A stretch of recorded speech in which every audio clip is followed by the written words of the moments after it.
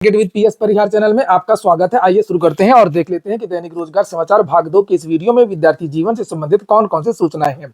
तो वीडियो को जल्दी से लाइक कर दें, शेयर कर दें। जिन छात्रों ने चैनल को अभी भी सब्सक्राइब न किया हो तो जल्दी से सब्सक्राइब कर लें ताकि आप लोगों को इसी प्रकार की ऑथेंटिक अपडेट से सबसे पहले मिलती रहे। चलिए शुरू करते हैं और बात करते हैं सबसे पहले बिहार की भर्तियों की। क्योंकि सुबह की वीडियो में आज बहुत ज्यादा सूचनाएं हो गई थी, खास तौर से उत्तर प्रदेश लोक सेवा आयोग के धरना प्रदर्शन को लेकर के वीडियो बहुत लंबा हो गया था, इसलिए जो ज्यादातर सूचनाएं है वो मैंने इस वीडियो में रखी है।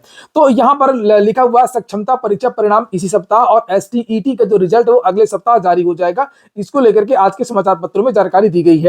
वहीं पर बीपीएससी तैयारी 4 को लेकर के भी जानकारी दी गई है। सूचना को थोड़ा सा जल्दी ही देखेंगे। शिक्षक नियुक्ति को 20 जिलों ने सौंप दी है रिक्तियां।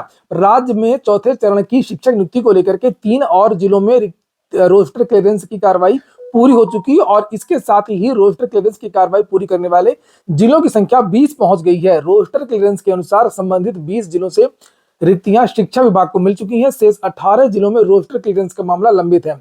संबंधित जिलों के जिला शिक्षा पदाधिकारियों को पहले ही निर्देश दिए जा चुके हैं कि जिलाधिकारी के साथ समन्वय स्थापित कर समय सीमा के अंदर रोस्टर क्लियरेंस की कार्रवाई पूरी करें। वहीं पर जो लोग रिक्तियों के रोस्टर क्लियर करने में देरी कर रहे हैं उनके खिलाफ कार्रवाई भी हो रही है। और आज ही का पेपर है, यहाँ पर लिखा हुआ है डीएम ने टीआरई 4 का शिक्षक नियुक्त रोस्टर बनाने में देरी पर की कार्रवाई। रोस्टर कार्य में लगे कर्मियों का जिले से बाहर कर दिया जाएगा स्थानांतरण। नीचे लिखा कि रोस्टर कार्य में लगे जिला शिक्षा कार्यालय के लिपिक जितेंद्र कुमार सहित 1 दर्जन से अधिक कर्मियों का जिला मुख्यालय से बाहर स्थानांतरण कर दिया गया। और डीएम सुब्रत कुमार सेन ने कहा कि टीआरई 4 की शिक्षक नियुक्ति रोस्टर बनाने में देरी और लापरवाही पर रविवार को यह कार्रवाई की गई है। तो कुल मिलाकर के सरकार की जो प्राथमिकता है, सभी जिलों से भर्ती के लिए रोस्टर मांगा जा रहा है, लेकिन बहुत सारे जिले इसमें हीला हवाली कर रहे हैं जिसकी वजह से विज्ञापन में देरी हो रही है। वही बात यहाँ पर लिखी हुई है कि लगातार फॉलोअप किया जा रहा है। इसके बावजूद भी अब तक जिले में उपलब्ध रिक्तियों के अनुसार रोस्टर का अनुमोदन नहीं किया जा सका है। तो बिहार में टीआरई 4 का जो विज्ञापन जानकारी निकल करके आ रही है कि 15 जनवरी के आसपास विज्ञापन जारी हो जाएगा और बिहार में हर साल शिक्षक भर्ती का विज्ञापन जारी होगा। इसके बारे में पहले ही जानकारी दी जा चुकी है। और आज के समाचार पत्रों में ये जो सुबह का जो दैनिक रोजगार समाचार पत्र है, ये वीडियो है, इसमें जो ज्यादातर जो सूचना है वो शिक्षक भर्तियों से संबंधित है। तो अगली जो सूचना है इसमें 12,460 की जो रिक्त पद हैं 656 उस भर्ती की बात की गई है। लिखा है 12,460 सहायक अध्यापक भर्ती में रिक्त 656 पदों पर चयन को लेकर के अभ्यर्थियों के लिए राहत भरी खबर आई है। सर्वोच्च न्यायालय की ओर से पारित आदेश के अनुपालन में उत्तर प्रदेश बेसिक शिक्षा परिषद ने भर्ती प्रक्रिया को आगे बढ़ाने के निर्देश जारी कर दिए हैं और इसके तहत जिलेवार मेरिट सूची तैयार कर सार्वजनिक की जाएगी और सुप्रीम कोर्ट के आदेश के अनुसार चयनित अभ्यर्थियों की मेरिट सूची, पंजीकरण संख्या व रोल नंबर सहित जिलेवार प्रकाशित की जाएगी। अगली सूचना एडेड जूनियर हाई स्कूल शिक्षक भर्ती की है और एडेड जूनियर हाई स्कूल शिक्षक भर्ती का परिणाम 23 तारीख को यहाँ पे देखिए, ये पत्र जारी हुआ था उसमें जानकारी दी गई थी। बहुत सारे विद्यार्थी चूंकि कमेंट कर रहे थे कि सर इसका जो रिजल्ट है वो कब तक जारी होगा। लगभग 24,000 विद्यार्थियों ने आवेदन किया है और 23 तारीख को इन विद्यार्थियों की जो सूची है वो जारी हो जाएगी। उसके बाद में फिर आगे की जो प्रक्रिया है कि कौन सा विद्यालय मिलेगा, कहाँ पर भेजा जाएगा, उसके बारे में आगे की जो प्रक्रिया वो बढ़ाई जाएगी। इसके बाद में अगली सूचना है मनरेगा को लेकर के। सरकार यही कर रही है, पुरानी योजनाओं को बंद करके उसमें कलर पेंट करके फिर उसको नए सिरे से लॉन्च कर रही है। यहाँ पर ये देख सकते हैं, अभी तक तो उत्तर प्रदेश सरकार करती थी, अब केंद्र भी ऐसा करने लगी है।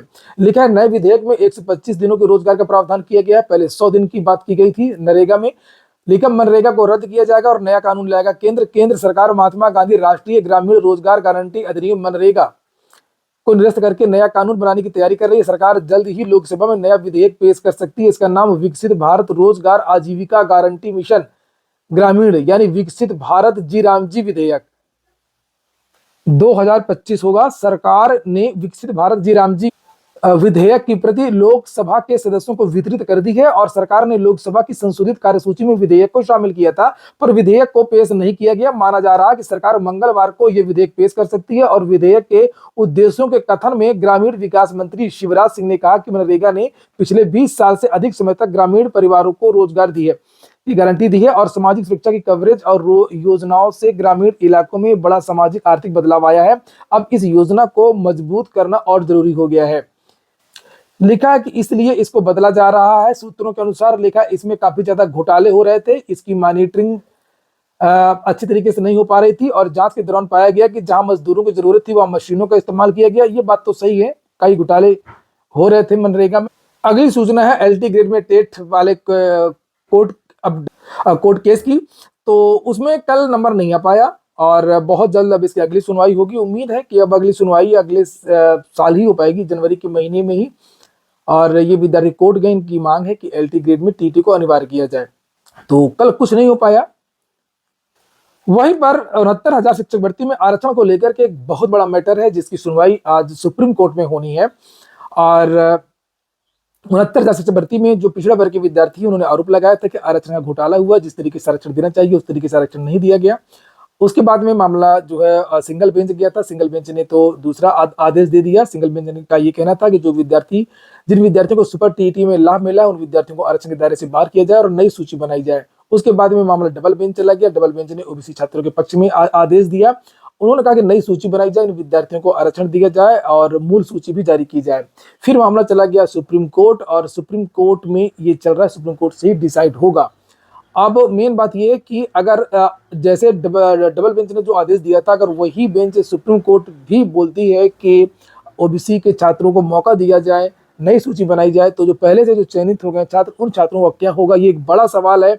और जिन ओबीसी के छात्रों को अगर मौका मिलता भी है, तो उन विद्यार्थियों को ब्रिज कोर्स वगैरह की जो चीजें हैं किस तरीके से होंगी। बहुत सारे छात्र बीएड पास भी हैं, तो बहुत बड़ा पेचीदा मामला है और अभी इसका पटाक्षेप नहीं हो पा रहा है। उम्मीद है कि बहुत जल्द इसका पटाक्षेप हो जाएगा और जो भी अपडेट्स होगी आपको इस चैनल के माध्यम से आपको बता दी जाएगी आज शाम तक।